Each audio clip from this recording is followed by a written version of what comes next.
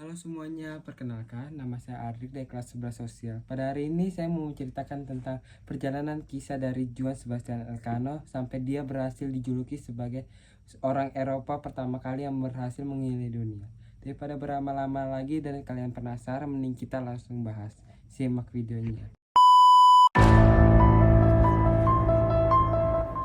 Juan Sebastian Elcano atau yang lebih dikenal sama orang-orang sebagai Sebastian Elcano, tapi kita singkat saja sebagai Sebastian. Oke, Sebastian ini lahir di Getaria pada tahun 1476 dan wafat di tanggal 4 Agustus 1526. Sebastian ini merupakan seorang penjelajah sekaligus navigator yang berasal dari Spanyol. Dia dijuluki oleh orang-orang sebagai pelaut Eropa yang berhasil pertama kali mengelilingi dunia.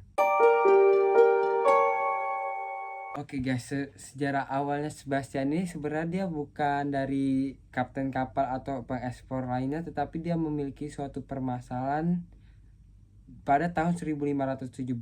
Ia diketahui menjual sebuah kapal ke bankir Genoa untuk membayar utangnya.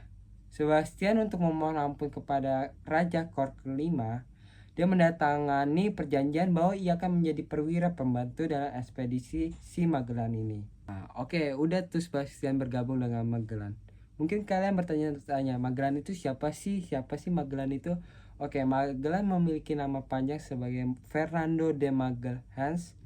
Mungkin mohon maaf kalau salah, atau yang biasa dikenal sebagai Ferdinand Magellan. Kita singkat aja sebagai Magellan biar lebih gampang dan lebih mudah. Awal mulanya si Magellan ini diberi tugas oleh Raja Spanyol yang bernama Charles I. Dia ditugaskan untuk memimpin ekspedisi dan melakukan penjelajahan dunia.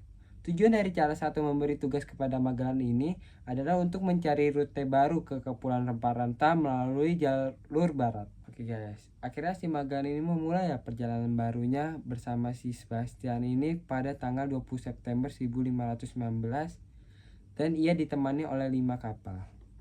Oke guys, akhirnya si Magellan ini melewati Samudra Atlantik ya guys. Kalian pasti kenal lah Samudra Atlantik dengan medan bahaya yang ekstrimnya. Tetapi puji Tuhannya ternyata si Magellan ini bisa melewatinya dengan selamat berserta 5 kapalnya itu. Ternyata bukan Samudra Atlantik aja yang ganas nih. Ternyata ada Samudra Pasifik yang terkenal dengan lautnya yang begitu luas seolah-olah tidak ada ujungnya, kata si Magellan ini. Oke guys, mereka pun melewati Samudra Pasifik yang terkena ganasnya itu. Tapi sayangnya dalam perjalanan itu si Magellan beserta teman-temannya itu kehabisan dari perbekalan yang bergizi guys. Akhirnya mereka pun makan mengonsumsi makanan yang tidak bergizi.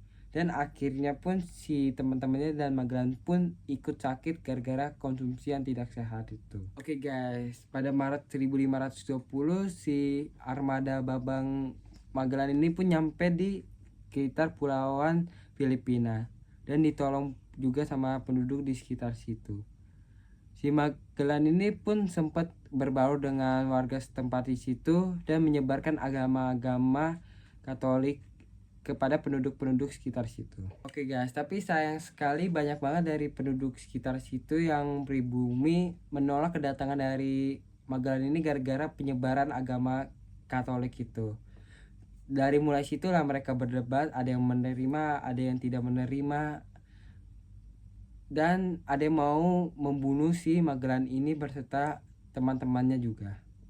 Oke guys, akhirnya muncullah keributan-keributan itu sampai ada yang saling membunuh antara pribumi sama warga setempat Filipina. Ternyata si Magellan berserta beberapa awak kapalnya dibunuh juga oleh pribumi ini pada tanggal 27 April 1521 yang tidak jauh dari Malaka. Oke guys, kalian perlu ketahui kalau misal Magellan ini tidak dibunuh, Magellan ini bisa jadi orang yang Eropa yang pertama kali mengelilingi dunia karena di situ tidak jauh dari Malaka. Oke guys, setelah si Magellan ini meninggal, perjalanan pun tetap dilanjutin dengan kemimpinan Sebastian yang sebelumnya tadi 5 kapal ya, awalnya menjadi 2 kapal gara-gara pembunuhan di Filipina itu dengan hanya beberapa awak doang. Oke, akhirnya Sebastian berserta awak yang tersisa pun nyampe tuh di Indonesia, tepatnya di Kepulauan Maluku di wilayah Todere. Mereka pun disambut baik oleh pemimpin atau raja di sana.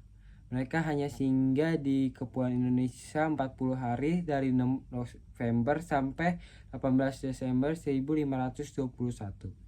Setelah Sebastian sudah merasa bahwa dirinya sudah siap dalam perlengkapan makanan, dia tidak lupa membeli rempah-rempah dari Indonesia berupa cengkeh dan pala. Oke, akhirnya Sebastian beserta awak kapal yang tersisa pun melanjutkan perjalanan balik ke Spanyol.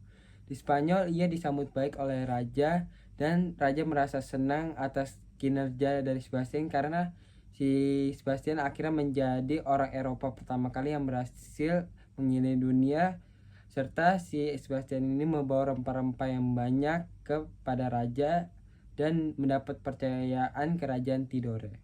Pada akhir hidupnya tahun 1525, si Sebastian akhirnya kembali melaut atas perintah dari Charles I untuk mengklaim wilayah Hindia Timur. Namun sayang sekali dalam perjalanan si Sebastian ini pun mengalami kejadian terulang saat dia bersama Magellan, karena si Sebastian ini mengalami kekurangan gizi dan beberapa awaknya pun meninggal.